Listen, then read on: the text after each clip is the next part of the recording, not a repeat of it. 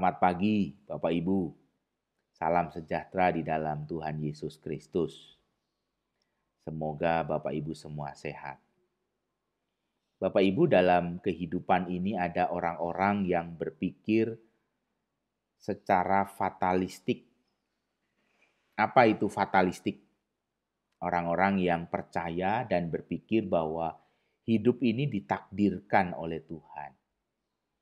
Hidup ini ditakdirkan oleh Tuhan dan kita nggak bisa mengubah takdir itu. Kalau saya ini ditakdirkan sebagai orang miskin sejak lahir. Saya ini ditakdirkan jadi orang susah sejak lahir. Ini pemikiran-pemikiran fatalistik.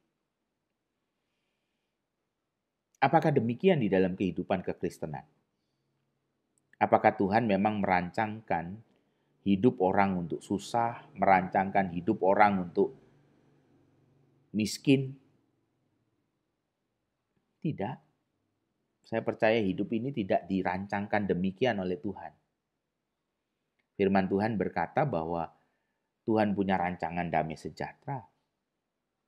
Dan bagaimana kita menghidupi damai sejahtera itu? Di dalam pengharapan. Bukan menjadi orang yang berpikir dengan takdir lalu menyerah dengan takdir. Sebuah hal yang berbeda.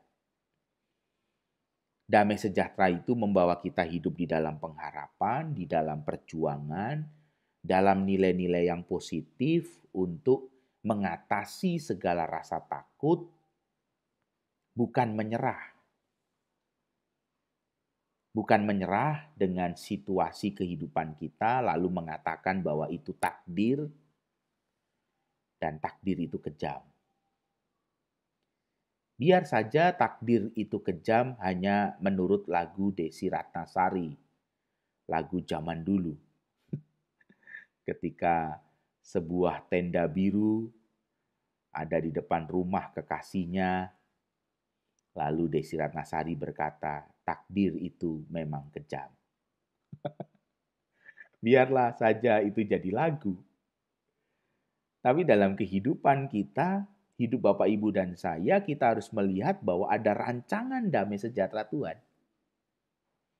Kenapa dikatakan rancangan damai sejahtera Tuhan?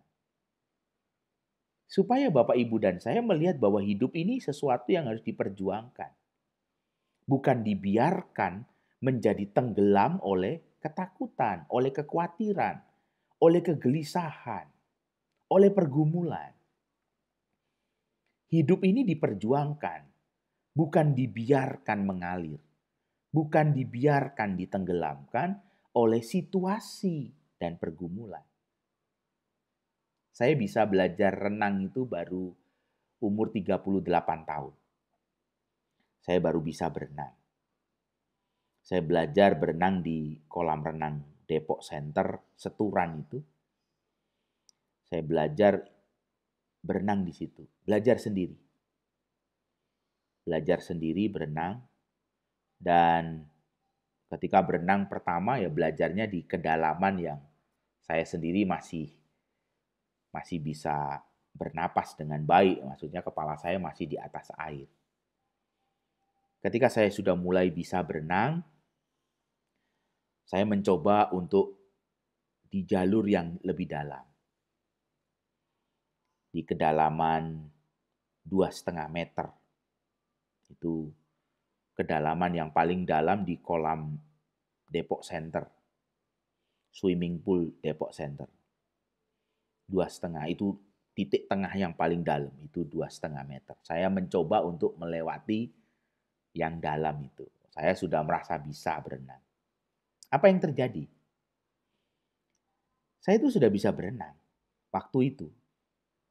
Begitu saya di titik tengah, di kedalaman 2,5 meter, tiba-tiba dalam hati saya muncul rasa takut, muncul khawatir. Saya yang sebelumnya sudah bisa berenang dari tepi sampai ke tengah itu, saya sudah bisa berenang. Karena rasa takut dan khawatir itu muncul dalam hati, dalam pikiran saya. Saya bisa tenggelam, Bapak Ibu. Saya tenggelam sekalipun saya bergerak berupaya untuk tetap berada di atas dan bisa bernafas, saya tidak bergerak, saya tidak bergerak maju sekalipun saya sudah berupaya karena rasa takut itu saya bukan berjalan, tapi saya semakin tenggelam. Untung waktu itu saya masih tidak jauh dari tepian. Jadi saya masih bisa kemudian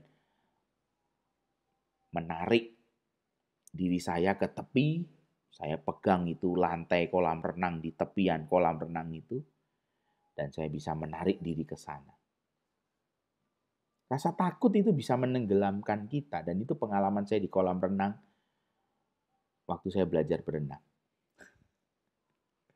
Bapak Ibu, saya mau mengajak Bapak Ibu belajar bagaimana Rasul Paulus mengajak Bapak Ibu dan saya. Tidak seharusnya kita ditenggelamkan oleh kekhawatiran, tidak seharusnya hidup kita di dalam Tuhan Yesus itu ditenggelamkan oleh ketakutan, tetapi hidup di dalam damai sejahtera Allah. Mari kita lihat Filipi pasal 4 ayat 6 dan 7. Janganlah hendaknya kamu khawatir tentang apapun juga, tetapi nyatakanlah dalam segala hal keinginanmu kepada Allah dalam doa dan permohonan dengan ucapan syukur. Damai sejahtera Allah yang melampaui segala akal akan memelihara hati dan pikiranmu dalam Kristus Yesus. Sangat positif sekali apa yang dituliskan oleh Rasul Paulus. Nyatakanlah dalam segala hal keinginanmu kepada Allah dalam doa dan permohonan dengan ucapan syukur. Supaya kekhawatiran itu tidak berkuasa atas hidup kita.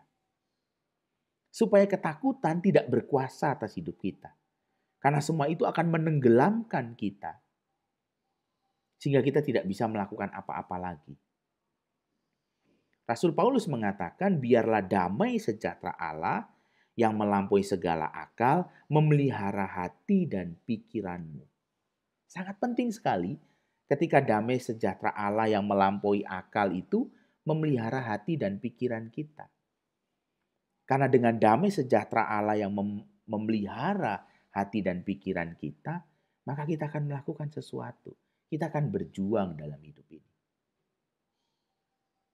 Ada cerita tentang seekor gajah sirkus yang dilatih sejak kecil, dan ketika dilatih sejak kecil itu dia diikat dengan rantai besi, dikaitkan pada sebuah pasak.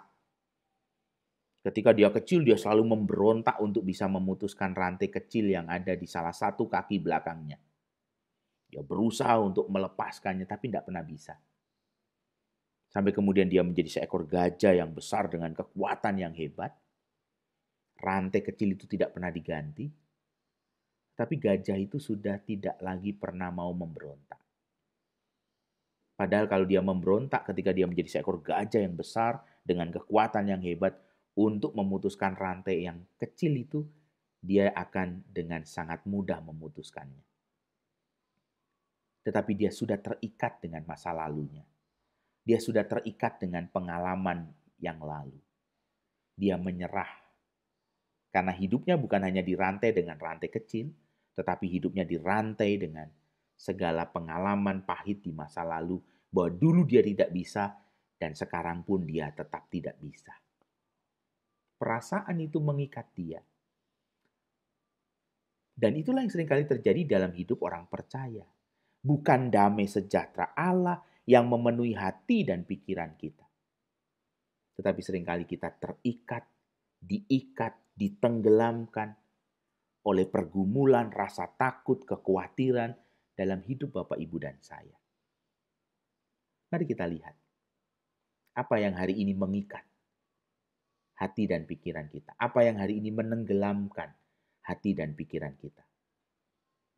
Ketakutan, kekhawatiran, atau hati dan pikiran kita dipenuhi oleh damai sejahtera Allah.